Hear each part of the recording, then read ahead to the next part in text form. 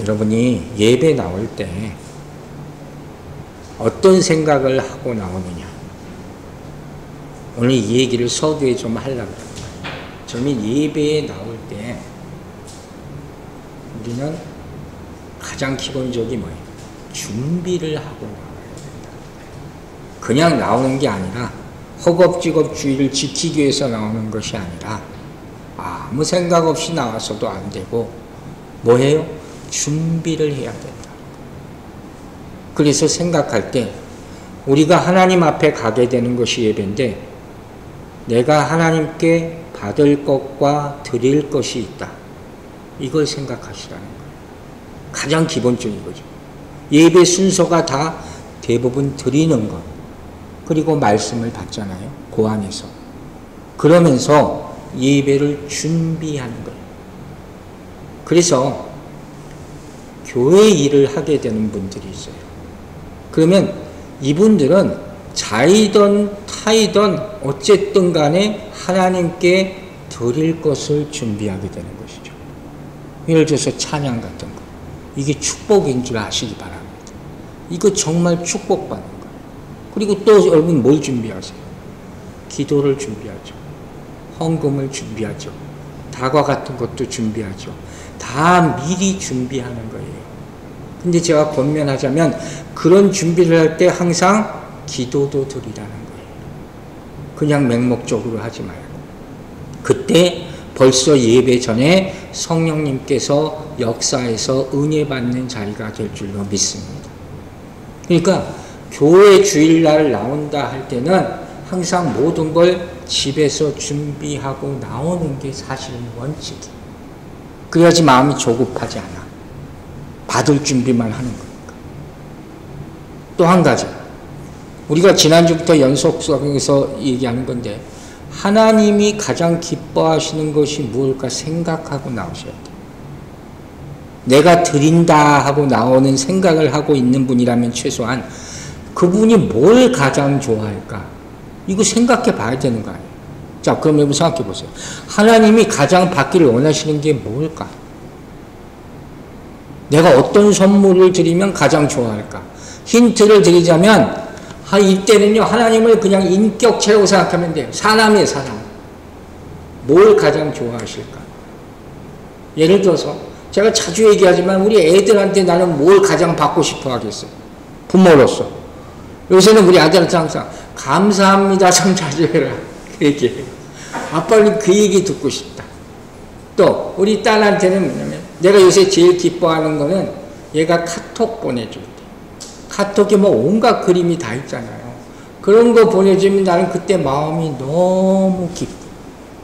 여러분 친구가 있어. 친한 친구가 생일이 됐어. 생일 선물 뭐 할 거예요? 간단해요. 그 친구가 제일 좋아하는 거 그걸 하세요. 내가 고민하는 게 아니라 그걸 모르겠으면 물어보면 되는 거예요. 그럼 이제 본격적으로 해보세요. 하나님이 제일 좋아하시는 게 뭘까? 뭐라고 얘기해요? 성경이 나 자신 내 몸을 드리라. 로마서 12장 1절에 나오는 말씀인 거예요. 자, 다시 봅니다. 그러므로 형제들아 내가 하나님의 모든 자비하심으로 너희를 권하노니 어떻게 해요? 너희 몸이 하나님이 기뻐하시는 거룩한 산제물로 드리라. 이는 너희가 드릴 영적 예배니라. 위대한 말씀입니다. 그러나 절대로 쉽지 않는 말씀이에요.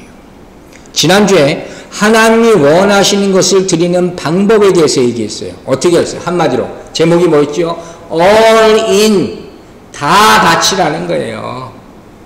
도박하는 사람들이 쓰는 용어긴 하지만 하나님이 진짜 원하시는 것을 로마서 12장 1절에 말하는 것은 뭐예요? All in, 다 드리는 거란 말이에요. 여러분 이렇게 드려본 적이 있습니까? 이거 정말 쉽지 않은 것이죠. 무슨 순교하는 그런 분 정도가 돼야지 감히 말하기도 어려운 것 같아요. 신앙생활이라는 걸 우리가 하는데 부딪히는 수많은 문제가 있지만 대다수 크리스찬의 문제, 특별히 목사한테 와서나 아니면 서로 상담할 때 얘기하는지 뭔지 아세요? 드림의 문제를 얘기하진 않아요. 다 열심히 잘 드리고 있으니까. 제일 많이 얘기하는 것 중에 하나는 뭐냐면 평안의 문제. 그럴듯하죠. 평안이 없는 게 이게 제일 우리한테 힘든 거란 말이에요. 왜 그럴까? 왜 우리 안에 평안이 없을까?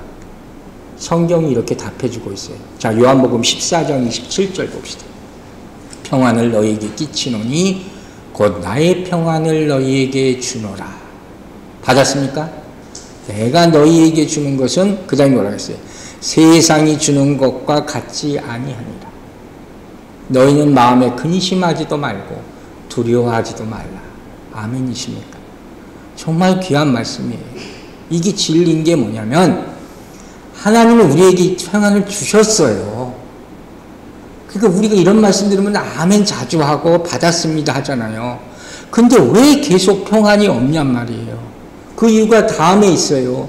세상이 주는 것과 같지 아니하니라. 이건 무슨 소리예요? 바꿔 말하면 우리가 하나님이 주신 평안을 이미 받았다고 하면서 바로 나가서 뭘 받아요? 세상이 주는 것을 계속 받고 있기 때문이라는 얘기예요. 이 안에 우리 이 답이 들어가 있는 거예요. 여러분, 이 평안이라는 것은 내가 노력해서 절대로 얻을 수 없습니다. 사단은 우리를 계속 공격하기 때문에.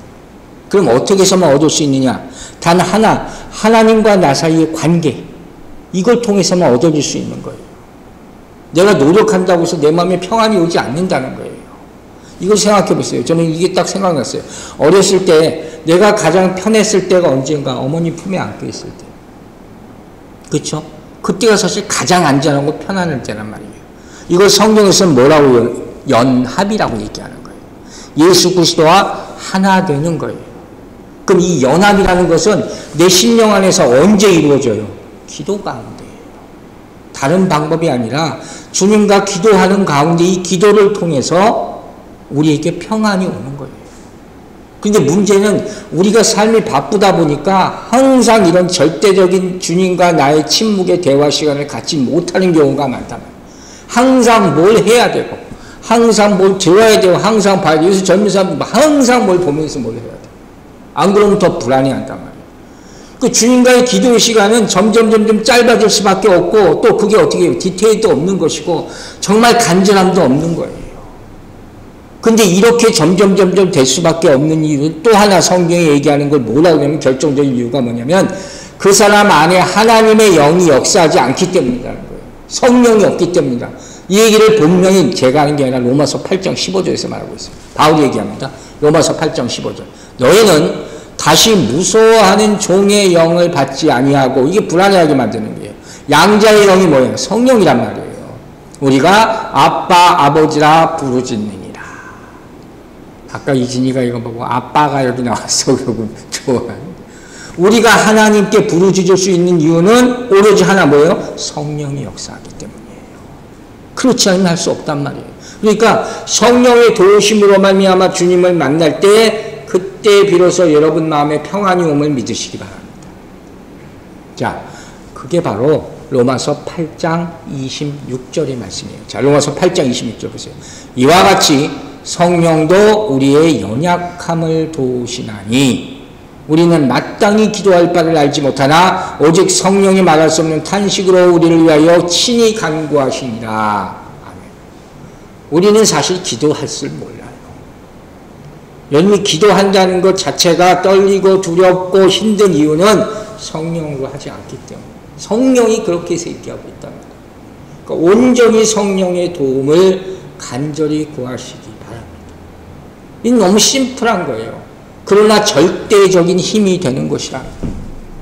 우리가 찬양 전심으로라는 찬양을 했잖아요. 제가 한 주간 많이 들었어요.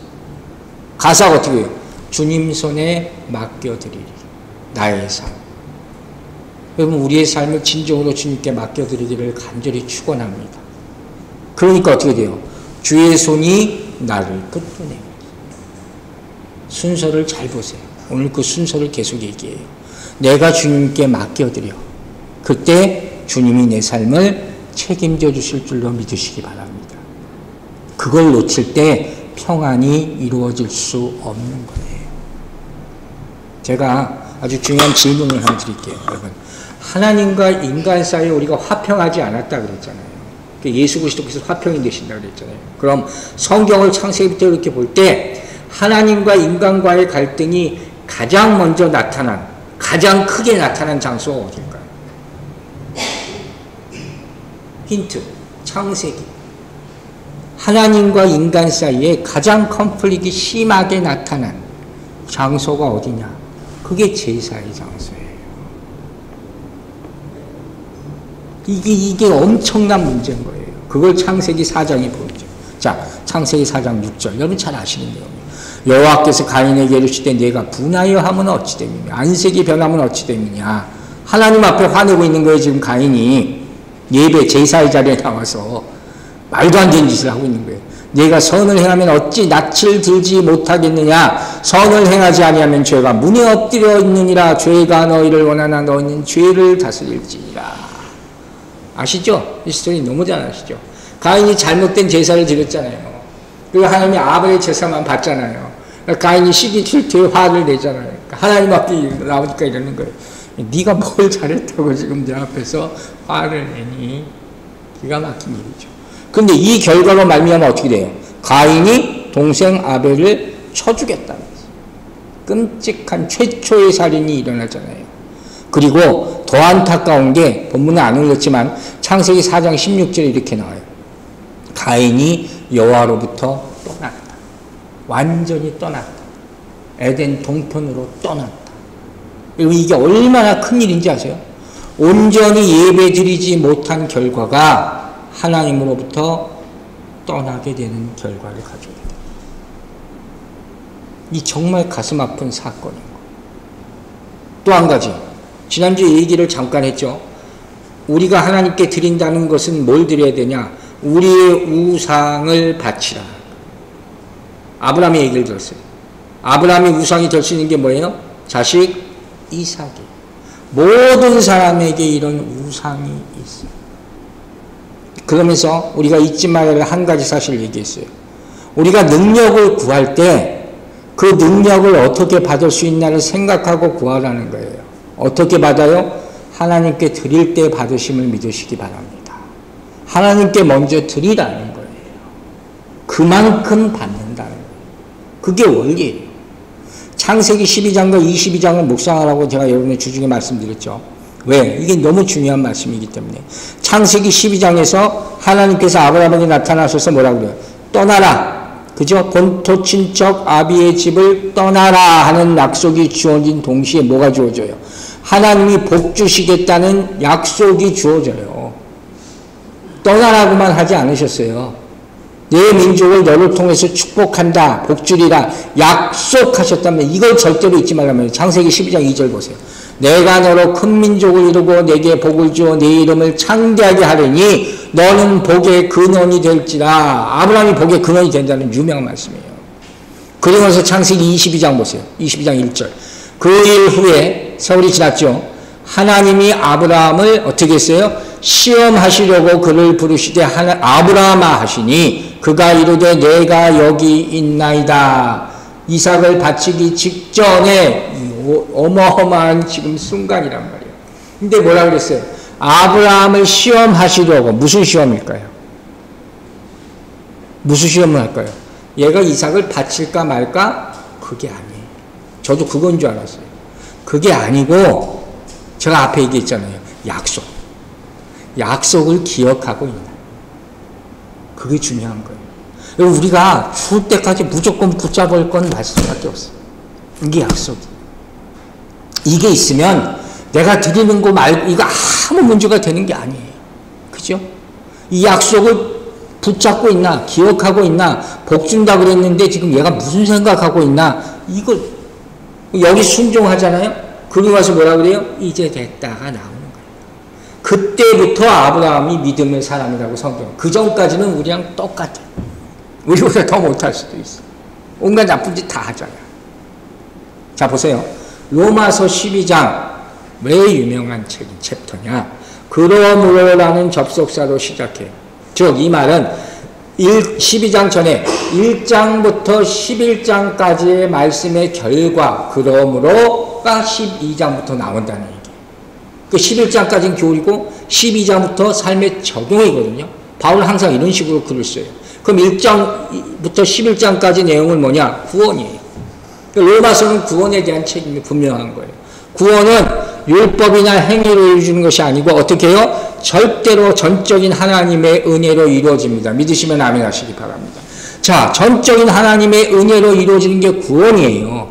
그리고 12장부터 무슨 얘기가 나와요? 그러면 구원받은 사람으로서 어떻게 살아가야 하는가? 삶의 적용이 이 12장부터 나온단 말이에요. 이 구원이 이렇게 중요한 거예요. 로마서 전체가 구원에 대해서 말하고 있는 거예요. 그러면 구원이 왜 중요할까요? 왜 제가 설교 때마다 구원을 얘기할까요? 왜? 구원 없는 사람에게는 구원받은 삶이라는 게 있을 수 없기 때문이에요. 이해하시겠어요? 구원이 뭔지 모르는데 어떻게 구원받은 삶을 살 수 있어요? 말씀 모르는 사람은 말씀대로 행할 수가 없는 거예요. 다 제멋대로 행하게 되는 것이죠. 그게 가슴 아픈 일이잖아요. 그러면 구원받은 삶을 살아가라. 그 핵심이 뭐냐? 뭘 것 같아요? 드리라. 이게 드리라는 거예요. 이걸 로마서가 분명히 얘기해줘요. 다른 생각, 다른 거 받고 이거 생각하지 마라. 12장 1절부터 드리는 것으로부터 시작해라. 뭐 헌금 드리고 이 얘기가 아니에요. 그게 아니란 말이에요. 자, 그럼 우리 인생을 잠깐 돌아보자고요. 여러분이 구원받고 예수 믿고 나름대로 열심히 신앙생활을 해왔죠. 그럼 여러분 얼마나 드릴 것 같아요? 삶에 대해서 얘기하는 거예요. 그때 기준은 뭐예요? 그게 이삭이란 말이에요. 다른 기준이 아니라 하나님이 아브라함에게 너 이삭 바칠 수 있니? 이 기준이에요. 이 기준. 근데 옛날에 제가 창세기 12장 설교하면서 이런 얘기 한 적이 있어요. 그때 대부분의 반응이 뭐냐? 아니 하나님이 주셨는데 도로 빼시려고 하는 건 이건 뭡니까? 이게 한 가지 반응. 이해가 안 가. 주신 것을 왜 뺏어요? 또 하나. 아니 100세의 얻은 아들을 이걸 죽이라고 바치라고 미친 거 아니에요? 이 세상의 반응일 수밖에 없는 거예요. 근데 아브라함은 어떻게 했어요? 아무 소리 안 하고 바칩니다. 이게 어떻게 가능했을까? 누가 그러더라고요. 아브라함이니까. 아니 이때는 아직 믿음의 조상이 아니었어요. 아브라함이 아니었다고요. 어떻게 줄 수 있냐고요? 아까 얘기한 거 또 반복하는 거예요. 약속. 약속했잖아. 나는 하나님 약속을 믿습니다. 아멘입니까? 아멘이에요. 그걸로 우리는 사는 거예요. 아까 순서 얘기했죠? 이 순서를 잊지 말라고요.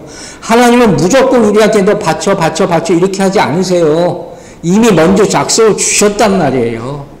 그리고 바치는 건 테스트예요. 그건 여러분 결정하는 거예요. 그런데 창세기 22장을 가만히 보면 어떤 얘기가 해요? 정말 아브라함이 이삭을 제단에 바쳐서 죽이려고 하니까 스탑하잖아요, 하나님이. 그러면서 뭐예요? 내가 이미 재물을 준비했어. 할렐루야죠. 그걸 뭐라고 얘기해요? 여호와 이레. 하나님이 미리 준비하셨다. God already prepared for you. 이미 준비하셨어요. 창세기 22장 8절 보세요. 아브라함이 이르되 내 아들아 번제할 어린 양은 하나님이 자기를 위하여 친히 준비하시리라 하고, 그죠? 두 사람이 함께 나아가서. 아브라함은 이 믿음을 이미 가지고 있었어요. 그리고 마지막에 뭐라고 됐어요? 두 사람이 함께 나아갔다. 참 이삭이 놀랍다는 것을 이렇게 느끼는 거예요. 아브라함만 간 게 아니라 이삭도 갔어요. 둘 다 바치기로 하는 거예요. 여러분 여기서 중요한 거 하나 잊지 말 게 있어요. 여러분의 인생은 하나님이 준비하신 인생임을 믿으시기 바랍니다. 이거 절대로 잊지 마세요. 약속 안에서. 여러분이 예수 믿는다고 할 때부터 그 약속이 들어가 있는 거예요. 준비된 거예요. 그렇기 때문에 우리는 우리 삶이 어려워도 불평해서는 안 돼요. 그리고 드릴 때 바쳐서는 안 돼요. 인색해서는 안 된다. 이 두 가지를 잊지 말란 말이에요. 그럼 우리가 이제 드리라 한, 이 말도 안 되는 것 같은 드리라 바치라 한 이유를 이제 알 수 있겠죠. 그건 뭐예요? 구원을 이루는 과정인 거예요. 떠나라 할 때 믿음이 얼마나 있었는지 모르지만 어쨌든 떠났어요. 바치라 할 때 최종적인 테스트를 하는 거예요. 그 믿음 안에 이게 다 들어가 있는 거예요. 그럼 또 한 가지 우리가 질문할 수 있어요. 그럼 제사는 왜 필요합니까? 이 복잡한 구약의 제사가 얼마나 복잡해요. 왜 필요해요? 지금 이삭을 바치라는 게 제사 아닙니까? 그 의미 안에 있는 거예요. 아들이 아브라함의 우상이 되나 안 되나 그걸 테스트하는 거예요. 즉 마지막으로 하나님의 관계를 가로막는 것이 있는가 없는가 이것도 보세요. 이걸 테스트해야 돼요. 그래서 지나가니까 성경이 나오잖아요. 이제 됐다. 저는 이 구절을 너무 사랑하거든요. 내가 이 말씀 듣고 싶으니까.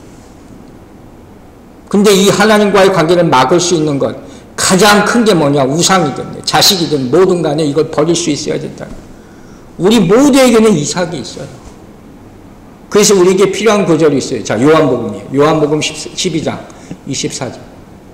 유명한 구절이죠. 내가 진실로 진실로 너희에게 이르노니 한 알의 밀이 땅에 떨어져 죽지 아니하면 한 알 그대로 있고 죽으면 많은 열매를 맺느니라. 아멘이죠.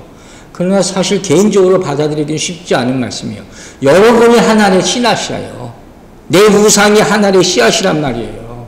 즉 이건 건드리지 마세요 하나님. 이건 아니에요. 이건 절대로 안 돼요 하는 것. 이게 있으면 절대적인 헌신은 못해요. 끝까지 안 돼요. 이 말씀은 예수 그리스도의 진짜 제자가 되기 위해 결단할 때 반드시 고백해야 되는 말씀이에요. 이제는 내가 없고, 그죠? 오직 예수님만. 정말 이래야 되는 건데 이걸 결단을 안 하고 주님 뜻대로 살기로 했냐. 아무리 찬양해도 소용없어요. 왜? 이 결단이 없기 때문에. 그래서 이제부터 얘기하는 거예요. 하나님이 명하시고 드리라고 하고 우상을 버리는 이 과정 가운데서 필요한 게 뭐예요? 우리의 결단. 하나님이 하신 일이 있고 우리가 해야 될 일이 있어요. 그냥 그렇게 할게요. 그래가지고 이거 절대로 되는 것이 아니에요. 어떻게 해야 되냐? 이 과정을 보여주는 게 우리가 이미 배운 비유에서 보인 뭐예요? 이 감춰진 보화 비유 스토리. 여러분 기억하세요? 감춰진 보화 스토리. 자, 마태복음 13장 44절 봅니다. 천국은 마치 밭에 감추인 보화 같으니 사람이 이를 발견한 후에 어떻게 해요? 숨겨두고 기뻐하며 돌아가서 자기 소유를 다 팔아 그 밭을 사느니라. 이게 온전한 구원을 이루는 과정이 되는 거예요. 보화를 발견했죠? 그 다음에 어떻게 해요? 그걸 보고 감추고 기뻐하고 자기 소유를 다 팔았어요. 그래서 샀어요. 이 과정이 순식간에 일어났든 간에 며칠 걸렸든 간에 이 과정이 어떤 과정이에요? 정말 우리 인생에서 중요한 과정이에요.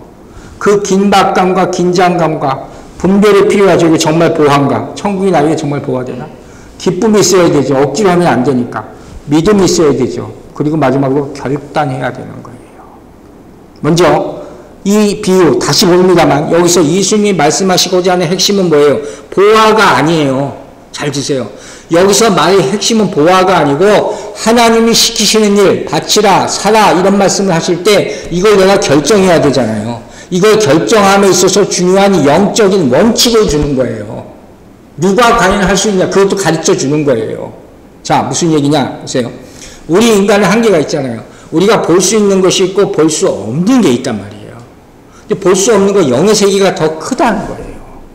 근데 주님을 따르는 것은 주께 드린다고 그랬잖아요.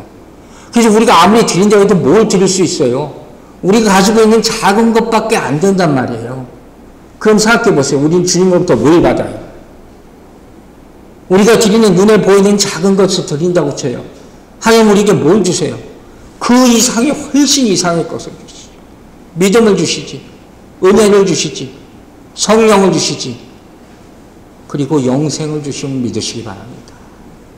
이게 비교할 수 없는 가치가 있다는 걸 아는 사람이 내 거는 아무것도 아니구나 드릴 수 있잖아요. 그렇죠? 그리고 예수님이 여러분을 향한 계획이 무엇인지를 내가 오늘부터 깨닫기 시작해. 어느 순간부터. 그러면 어떻게 돼요? 이 사람같이 내 소유도 기꺼이 버릴 수 있단 말이에요. 그리고 왜? 주님이 주실 것이 더 훨씬 좋은 것이라는 것을 알기 때문에 비로소 그렇게 되는 거예요. 그때부터 거룩한 신앙생활을 비로소 할 수 있게 되는 거예요. 교회만 왔다 갔다 하는 게 아니라. 그리고 이 사람은 어떻게 해요? 천국이 보아 그 가치를 알았기 때문에 자기 소유를 다 팔았다. 이걸 우리말로 뭐라 그래요? 기버. 항복이라고 하는 거예요. 이게 로마서 12장 1절이에요. 내 몸을 드릴 거냐? 이렇게 물어보시는 거예요. 항복할 거니? 하는 거예요. 여러분, 제가 볼 때 천국문으로 감히 말하자면 천국문 앞에 우리 좁은 문 많이 들었잖아요. 천국문 앞에 분명히 이 글자가 써 있을 것 같아요. 항복. 항복하지 않으면 못 들어. 그죠? 그 앞에 가서 직전이라도 이 십자가 옆에 앉은 강도처럼 항복하시기를 주의 이름으로 축원합니다.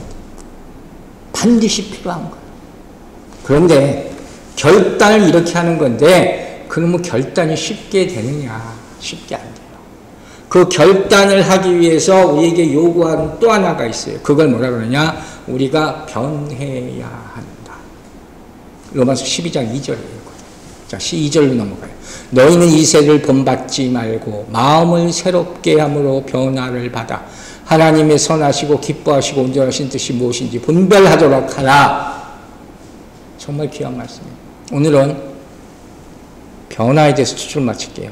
다음 주에는 세대를 본받지 말라 하는 말씀을 할 거예요. 바울이 무엇이 변화된다고 했어요? 마음. 우리가 많이 들었죠, 교회에서. 자, 왜 마음이 중요하냐? 시편을 다시 봅시다. 51편 17절. 시편 51편 17절. 하나님께서 구하시는 제사는 뭐예요? 상한 심령이라. 하나님이여 상하고 통회하는 마음을 주께서 멸시하지 아니하시리라. 하나님이 원하시는 게 뭔지 아시겠어요? 오늘 여러분의 마음을 주께 드리기를 주의 이름으로 축원합니다. 드리고 얘기하세요.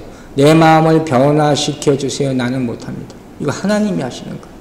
성령님께서 하시는 거예요. 이걸 구하세요. 이걸 기도하는 거예요.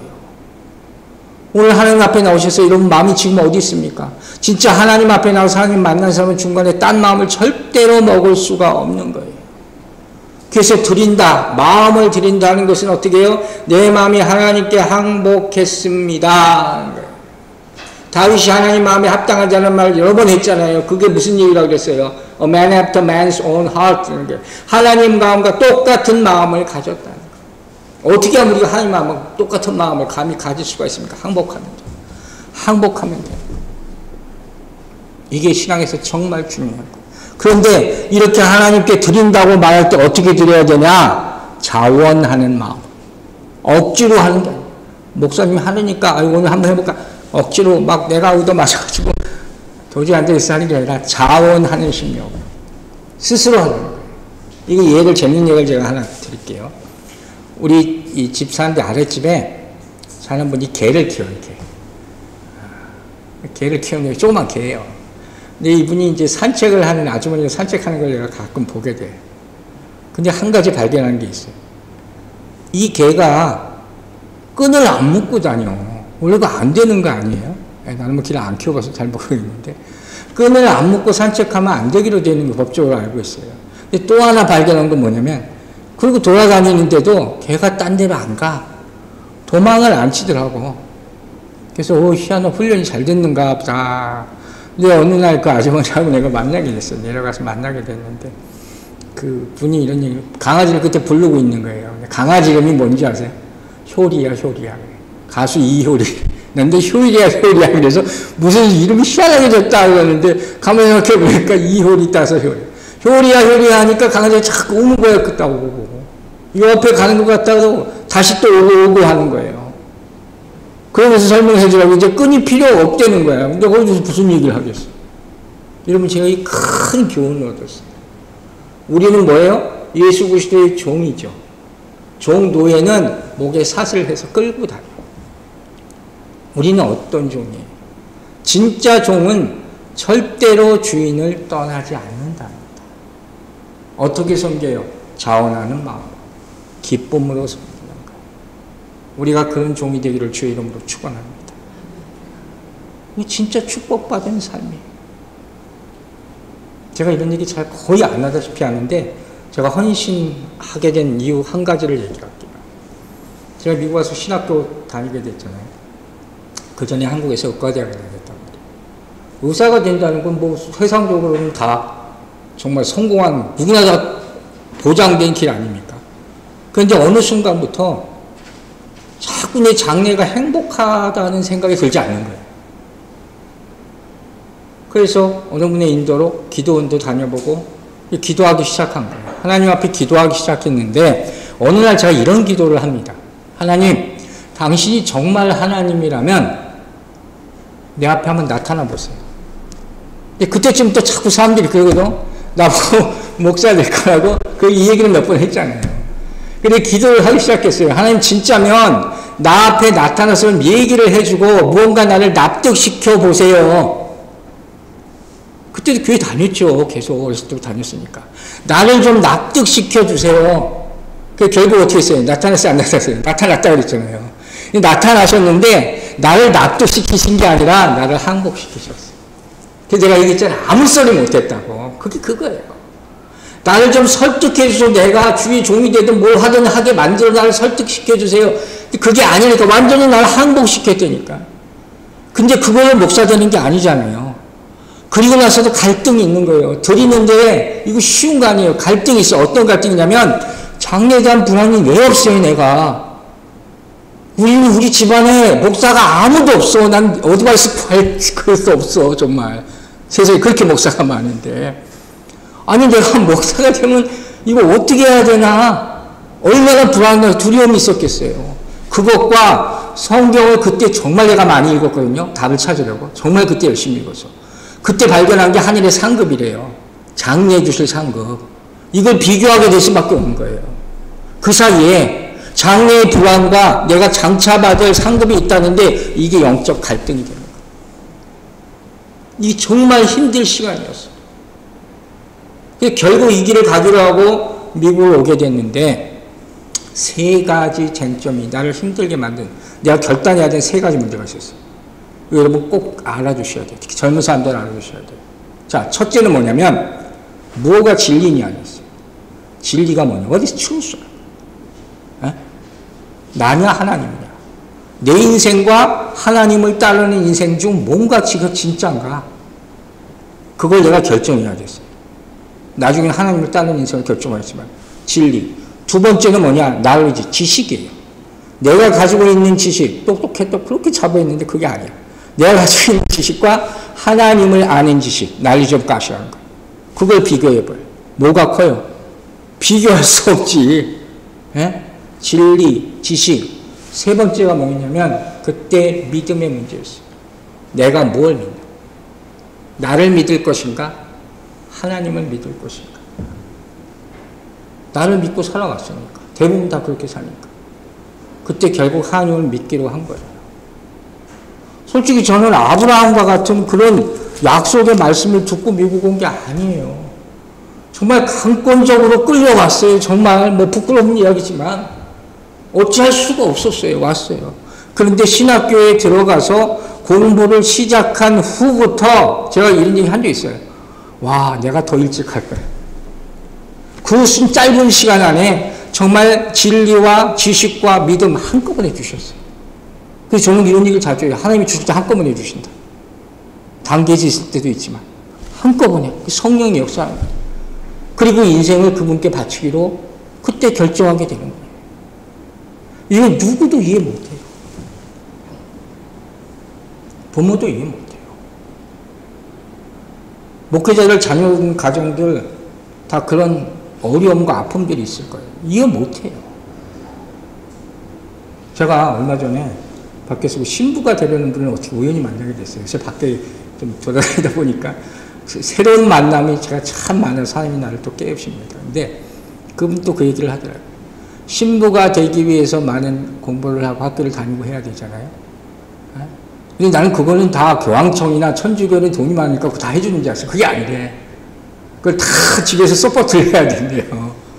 그러면서 자기 부모가 그렇게 오셨다는 말을 그 신부님 하더라고요. 누가 알아요? 그런데 중요한 것은 결정하잖아요. 결단. 이 길을 선택하는 사람은 더 이상 장래에 대한 불안, 그것이 장차 하나님께 받을 상급을 덮지 못해요. 그게 더 크다는 걸 아는 거예요. 이게 뭐냐면 히브리서 11장 1절이에요. 다시 보세요. 자, 히브리서 11장 1절 뭐죠? 믿음은 바라는 것들의 실상이요 보이지 않는 것들의 증거니. 이게 대부분의 사람들이 어떻게 해석하냐면 하나님께 원하는 것, 그게 믿음이야. 내가 바라는 것, 그게 장차 이루어질 거야. 근데 그게 아니라는 걸 깨닫게 되는 거예요. 즉 여기서 바라는 것은 뭐 내가 바라는 게 아니에요. 하나님이 바라는 것이. 그게 뭐라고요? 드리라. 그때 이 말이 이루어질 줄로 믿으시기 바랍니다. 마지막 비밀이에요.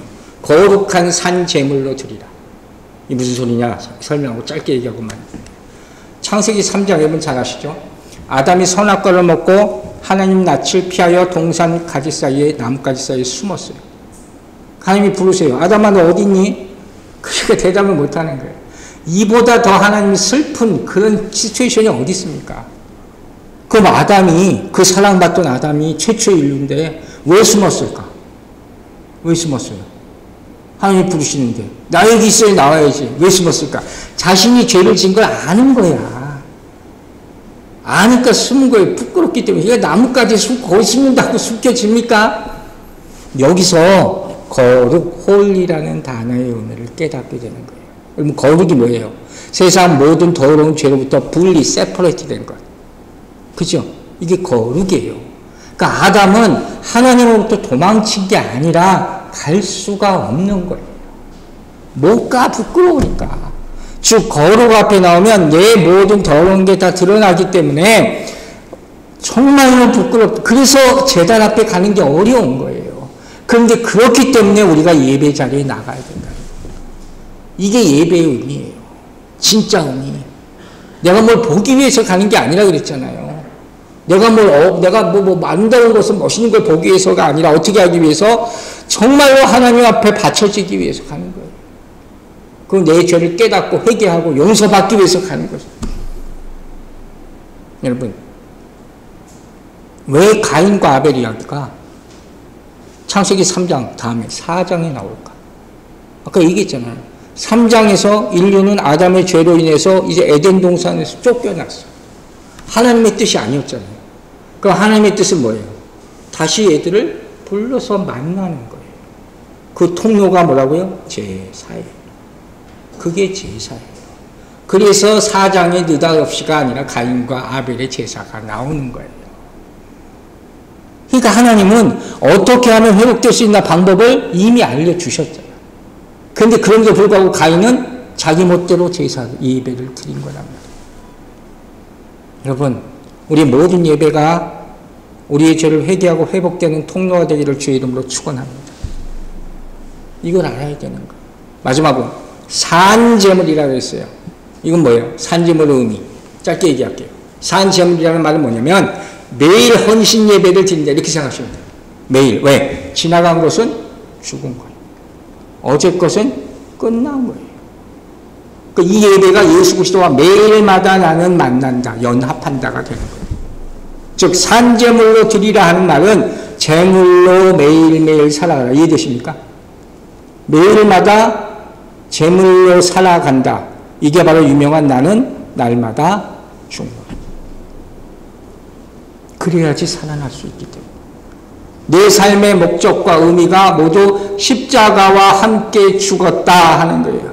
그게 오늘도 찬양도 한 갈라디아서 2장 20절 유명한 말씀. 내가 그리스도와 함께 십자가에 못 박혔나니 이제는 내 안에 내가 사는 것이 아니요 예수 그리스도께서 사는 것이다. 할렐루야. 그리고 남은 덤으로 사는 사람이 이 땅에서 우리가 죽었지만 예수 앞에서 죽었다고는 얘기했지만 걔도 더 살게 했으니까 그 덤으로 사는 삶이 진짜 예수 그리스도를 믿는 자의 삶이다. 말씀 마칩니다. 여러분. 몸을 드린다. 뭐예요? 삶을 드리는 거예요. 여러분 삶을 드리시기 바랍니다. 삶의 자리에서 예배자가 되고 헌신자가 되기를 주의 이름으로 축원합니다.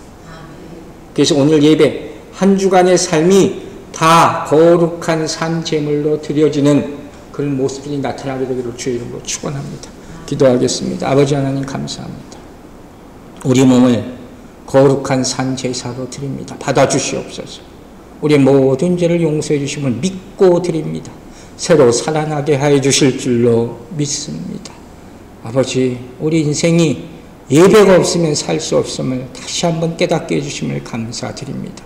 주님 앞에 회복되고 회개하고 변화되고 결단해서 세상에 나가 산재물로 살아가는 그런 부활의 능력을 가진 성도들의 모습으로 살아가게 도와주시옵소서. 감사드리며 예수 그리스도의 이름으로 축복하고 기도했습니다. 아멘.